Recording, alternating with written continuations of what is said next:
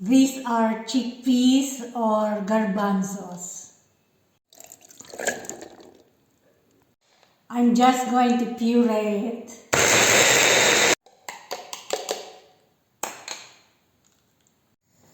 All the vegetables are nicely chopped. Now let's start cooking. Olive oil in a pan. Garlic. Chopped tomatoes, skin and seeds are removed, but that's the way I like it. Chopped carrots and potatoes. Red pepper, capsicum, pepperoni.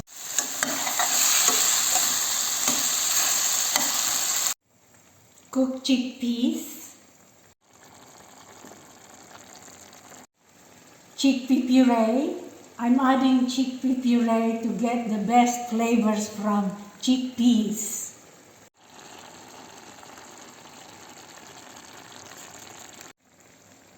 Fresh thyme and fresh oregano.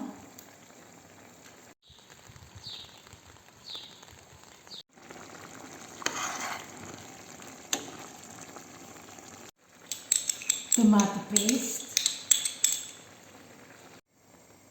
paprika, chili powder is optional. Cover it and lower the heat. While the stew is cooking, I'm going to make barley. Let me just wash barley in cold water. Cover it. Barley is boiling already. Let the barley absorb the liquid without the lid.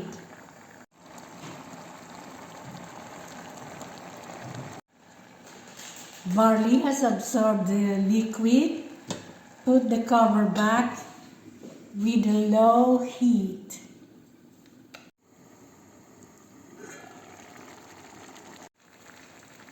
I added zucchini at the very last minute of the cooking time. I grilled the eggplant first before adding to vegetable Mediterranean stew.